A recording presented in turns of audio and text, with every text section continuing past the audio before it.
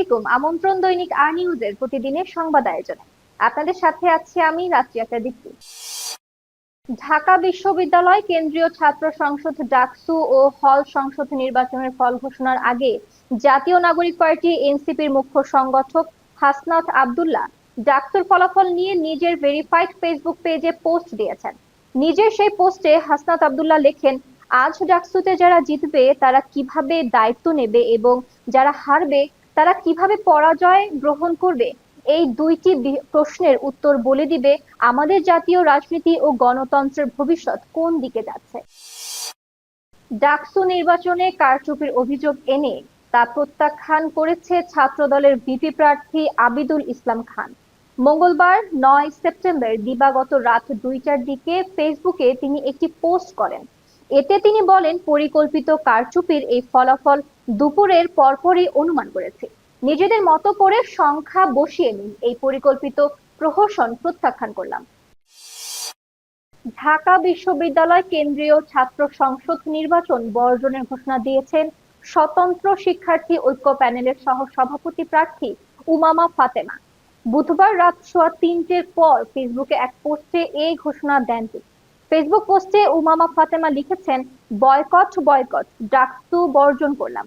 সম্পূর্ণ নির্লজ্জ কারচুপির নির্বাচন। ৫ আগস্টের পর জাতিকে লজ্জা উপহার দিল ঢাবি প্রশাসন। এবারে আন্তর্জাতিক সংবাদ। ব্যাপক বিক্ষোভ ও সহিংসতার মুখে পদত্যাগ করতে বাধ্য হয়েছেন নেপালের প্রধানমন্ত্রী কেপি শর্মা ওলি। বর্তমানে দেশের নিরাপত্তার দায়িত্বে আছেন সেনাবাহিনী, কিন্তু ক্ষমতা ছাড়ার পর ওলির অবস্থান সম্পর্কে কোনো তথ্য পাওয়া যায়নি। তিনি দেশে আছেন নাকি বিদেশে চলে গেছেন তা স্পষ্ট নয়। বুধবার ১০ সেপ্টেম্বর এএফপির এক প্রতিবেদনে এ কথা বলা হয়। বিক্ষোভকারীরা ৪বারের প্রধানমন্ত্রী এবং কমিউনিস্ট পার্টির নেতা ৭৩ বছর বয়সী কেপি শর্মা ওলির বাড়িতে হামলা ও অগ্নিসংযোগ করে। রাজনৈতিক সমাধানের পথ সুগম করতে ওলি পদত্যাগ করেন, তবে তার বর্তমান অবস্থা সম্পর্কে কিছু জানা যায়নি। এবারে খেলার সংবাদ।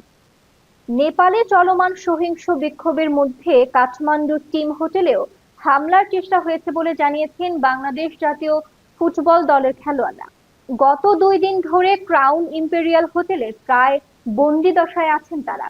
মঙ্গলবার ৯ সেপ্টেম্বর দুপুরে আন্দোলনকারীরা হোটেলের গেট ভাঙচুর ও ভেতরে ঢোকার চেষ্টা করে, তবে হোটেল কর্তৃপক্ষের হস্তক্ষেপে শেষ পর্যন্ত তারা সরে যায়। আজকের সংবাদ এই পর্যন্তই। পরবর্তী সংবাদ দেখার আমন্ত্রণ জানিয়ে শেষ করছি এখনকার সংবাদ আয়োজন। দৈনিক আর নিউজের সাথে থাকার জন্য ধন্যবাদ।